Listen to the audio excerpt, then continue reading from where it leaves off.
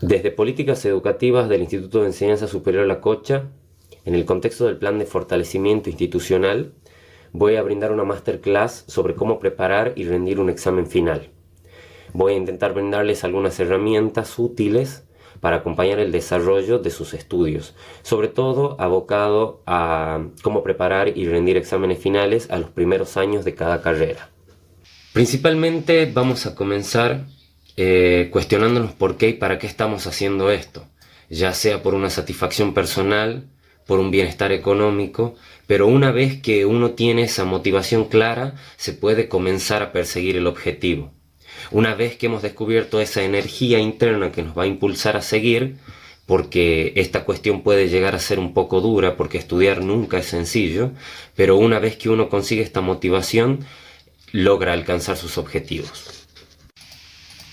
Bueno, hay pasos que uno debe aplicar para llegar bien a completar el contenido de la materia y llegar bien al proceso de repaso. La gran guía de nuestros estudios es el programa. En este documento vamos a encontrar el contenido de la materia, en el cual también encontraremos la bibliografía a usar para el estudio, y sobre el mismo podremos ir corrigiendo la materia e ir haciendo anotaciones. Hay que tener en cuenta de que no es lo mismo el programa que uno utiliza para estudiar que el programa con el cual debe presentarse a rendir. Aunque parezca algo obvio, el material de estudio es sumamente importante, porque es el material que la cátedra recomienda como obligatoria para más seguridad al momento de rendir el examen. Por eso, aunque parezca obvio, se recomienda no hacer uso de apuntes realizados por nuestros compañeros o compendios de apuntes también realizados por un tercero de la institución. Bueno, con respecto a cómo me organizo, vamos a comenzar planificando cuánto es el tiempo que deseo dedicarle al estudio, porque además tengo otras actividades y tengo que sumar el tiempo de estudio a esto, porque si tengo que trabajar e ir al gimnasio, por ejemplo, tengo que lograr entrelazar mis horas de estudio con mis horas de otras actividades. Se trata más bien de comprometerse con el fin, porque es lo que deseo. Se supone que para eso hemos analizado nuestros por qué y nuestros para qué. Vamos a aplicar también objetivos diarios que son muy útiles porque son a corto plazo y logramos, por ejemplo, con estos objetivos diarios logramos una división de tareas en la cual podemos llevar a cabo 40 minutos la bolilla 1, 50 minutos la bolilla 2, estudiar este lunes solamente la cabeza de bolilla porque el resto del día lo tengo ocupado, pero lograr a corto plazo buenos objetivos. Y aunque parezca algo obvio, para comenzar a estudiar hay que disponer ediliciamente de un lugar adecuado dentro de nuestras posibilidades, un lugar con buena luz, un lugar silencioso y lejos de distracciones, alejarnos de la televisión, evitar el uso del celular, con música no adecuada para llevar a cabo el proceso de estudio. Y hay que tener algo muy importante, aunque sea bastante elemental, pero hay que tener todo lo necesario a la cercanía para evitar distracciones. Por ejemplo, tener el cuaderno, apuntes, lapiceras, tomacorrientes para la luz, agua. Bueno, nos metemos de lleno a cómo leemos. Recomiendo 3 tipos de lectura, una de exploración, una comprensiva y una para repasar y fijar contenidos. En la lectura de exploración vamos a realizar un pantallazo global para saber qué tan extensa es la materia. Es una lectura rápida y ágil solamente para conocerla la materia. En la lectura número 2 vamos a comenzar a marcar, a establecer relaciones lógicas y vinculaciones entre los conceptos, básicamente para no sobrecargar la memoria, sobre todo en carreras tan extensas y de mucha lectura como historia, por ejemplo. Evitaremos sobrecargar la memoria si sabemos que un contenido tiene relación con aquel. En nuestra tercera lectura sirve para repasar los contenidos y es una lectura muy profunda, con las detenciones para fijar los conceptos, y podemos hacer un jueguito intentando adelantarnos a los conceptos que ya hemos leído anteriormente para ver cuál ha sido su fijación, o por ejemplo si hay una clasificación, lograr decirla sin leerla. Es una lectura mayormente repetitiva para ver cuál es la fijación de los conceptos aprendidos en las lecturas anteriores. Luego de haber llevado a cabo la tercera lectura, la lectura más fundamental para fijar nuestros contenidos, ¿cómo hacemos un resumen? Todo lo que hemos leído y lo que hemos subrayado a lo largo de nuestras lecturas va a ser volcado en forma de resumen. El contenido de este resumen puede tener conceptos claves, ideas secundarias o ejemplos que nos ayuden a vincular conceptos para un rápido acceso o un rápido recuerdo a lo que ya hemos visto. Un tema crucial, pasada la tercera lectura o la lectura de comprensión, es llegar al repaso. Cuando llegamos al repaso se supone que ya hemos trabajado 4 veces los textos. Es un paso muy importante porque el repaso va a fijar la información que teníamos por considerarla más importante para desenvolvernos en un examen oral de mejor manera. Saber cuál tema está más flojo, cuál tema deberías afianzarlo más. Esto va a ayudar a que hables con más seguridad, que nuestros propios desempeños en los conocimientos sean más fluidos y no tengamos cierta traba o evitar que se genere alguna laguna, ¿no? Al momento del repaso yo prefiero hacerlo en voz alta, para saber si es que hay alguna laguna mental y para medir mis niveles de seguridad.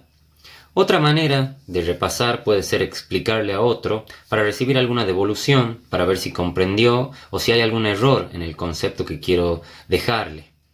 Otra manera de repasar también muy cómoda puede ser haciendo esquemas con ideas principales, anotando conceptos o ejemplos que nos lleven rápidamente a la idea completa. Al momento del repaso siempre intento recomendar que se descanse. Pasados los 45 minutos, descansar entre 10 y 15 minutos para volver frescos. Otro tema a tratar al momento de los estudios es si hacerlo solo o acompañado.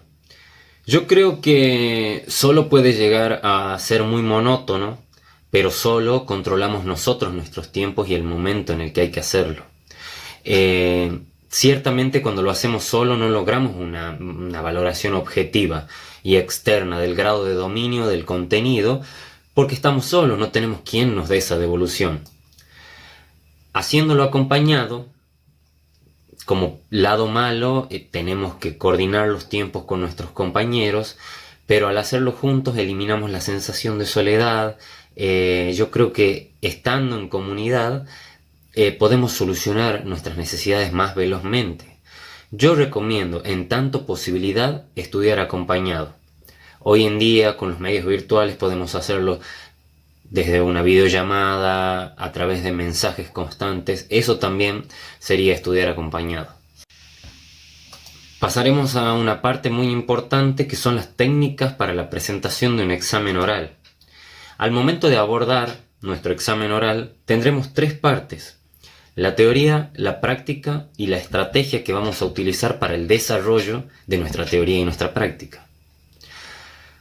Al momento de la teoría debemos saber qué es un concepto, cuál es una definición, los tipos de enumeraciones que tenemos que tener en cuenta.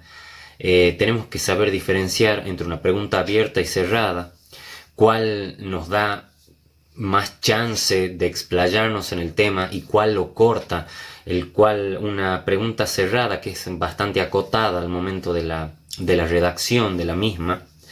Al momento de la práctica tenemos que tener en cuenta la importancia de la organización de nuestras ideas, el correcto análisis y la presentación de los conceptos. Debemos saber hablar pausado, razonado y escuchando también lo que nuestro interlocutor nos dice. Cuando hablamos de estrategia, hay determinados momentos en un examen oral y debemos también conocer las formas en las que podemos ganar tiempo, con pequeñas muletillas y las ventajas de interrelacionar conceptos para lograr llevar al tribunal hacia nuestro lado siempre basándonos en nuestros conocimientos. Al momento de dar un examen oral debemos saber qué respuesta dar en caso de que nos pidan un concepto o una definición. Son dos cosas totalmente distintas y con alcances muy distintos, porque no es lo mismo decir lo primero que se me viene a la cabeza que tener algo planeado, saber cómo decirlo, enhebrando ideas con toda seguridad. Un concepto es la representación de una abstracción mental eliminando todos los objetos de precisión para traerlo a un sentido más común.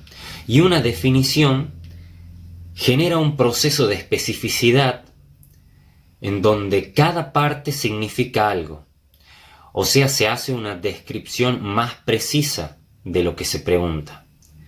El tribunal puede solicitarnos una enumeración y las enumeraciones suelen tener algún tipo de introducción, darnos un previo aviso de lo que vamos a nombrar. Y los elementos de la lista básicamente tienen que tener una organización coherente. No podemos ir diciendo al momento de enumerar una cosa u otra sin sentido. Deben tener por lo menos una forma gramatical coherente. No hay que mezclar oraciones con partes de otras oraciones. Lo que le interesa básicamente a un tribunal examinador son dos tipos de enumeraciones, la taxativa y la ejemplificativa. La taxativa, que solamente nomine las cosas, y la explicativa, determinando cada cosa que estamos diciendo. Cuando solicite una enumeración taxativa, hay que ser preciso, específico y en orden y en lista completa. Y la enumeración ejemplificativa puede decir solamente algunos elementos y básicamente el orden puede ser un poco aleatorio. También en nuestra lección oral se pueden presentar dos tipos de preguntas, las preguntas abiertas y las cerradas.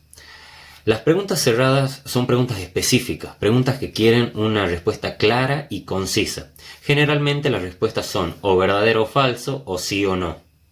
Y en una pregunta abierta, uno puede explayarse lo tanto o lo suficiente como uno vea.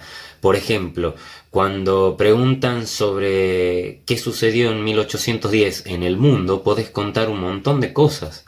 O sea, no solamente cerrarte a la Revolución de Mayo, por ejemplo. Si te preguntan del mundo, podés contar qué pasaba en la economía mundial, qué pasaba en Europa en esos momentos, y así específicamente. Pero hay que tener mucho ojo, porque esto nos puede llevar a mencionar temas que no conocemos. Entonces tenemos que tener la cautela para mencionar solamente de cuestiones que sabemos, porque si el tribunal nos hace una pregunta específica sobre alguna cuestión que no tenemos tan fijada, nos puede jugar en contra. Al momento de organizar nuestras ideas para la exposición oral, debemos conocer el marco teórico central del tema a tratar y todos los saberes accesorios y los detalles importantes que tengamos por decir, uno que otro ejemplo, para saber hacia dónde conducir nuestra lección oral. Yo recomiendo, en ese caso, ayudarnos del programa, ya que el programa trae punto por punto y por orden de importancia organizados los temas. Siempre hay que tener en tanto lección, en tanto tema, los saberes accesorios.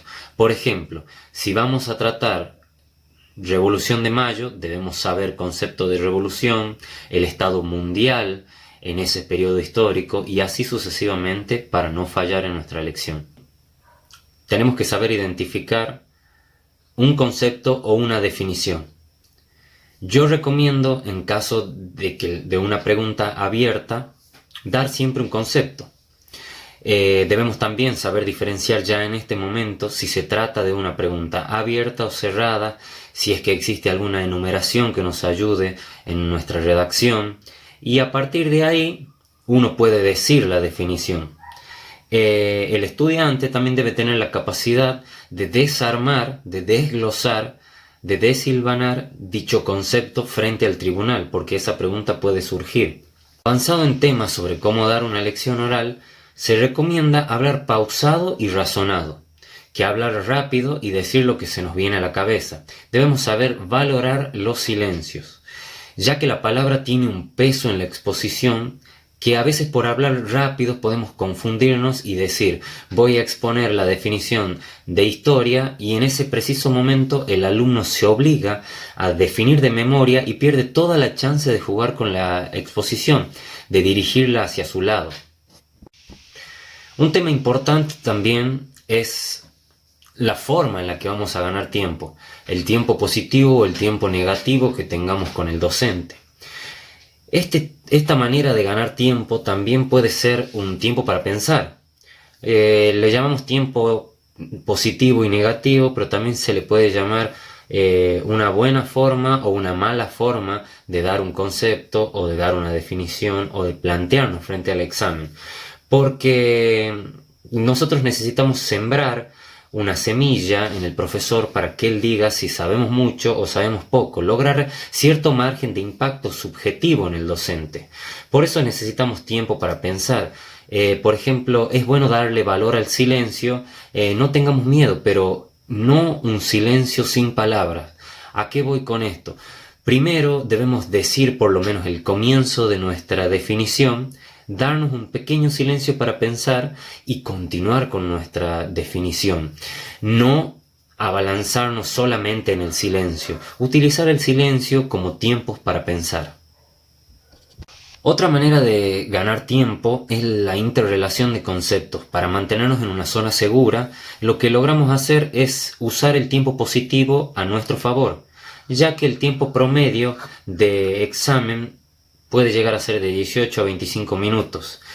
La introducción, que dice de 3 a 4 minutos, es la parte en la que entras al examen, el profesor te pregunta cómo estás, si has estudiado mucho, si has estudiado poco, y la siguiente parte, que dura de 10 a 15 minutos, es la parte cruda, en donde vamos a desarrollar los temas en cuestión.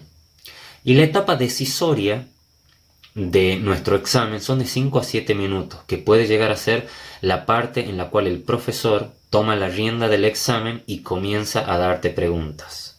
Es una etapa dura, pero en la cual uno debe volcar los conocimientos más férreos que tiene sobre el tema a tratar. Y para dar por finalizado esta serie de tips sobre cómo preparar un examen final, vamos a hablar sobre la deconstrucción del docente.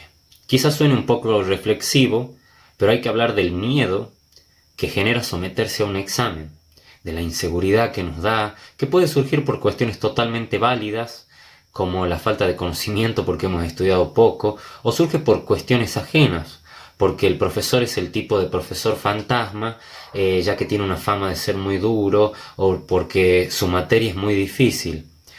El docente nunca te quiere desaprobar. El docente, el buen docente, prefiere que apruebes, para que sigas, para alentarte a ser mejor con las herramientas que él mismo te está brindando. Tengamos en cuenta todos estos tips progresivos e interrelacionados que hemos estado hablando, y pensando a conciencia vamos a tener la posibilidad de dar un gran examen oral. Debemos aprender a rendir para lograr mayor seguridad y mayor acarreo de conocimientos. Debemos comprender básicamente que el examen es solo una charla entre alguien que ya estudió lo que nosotros estamos estudiando.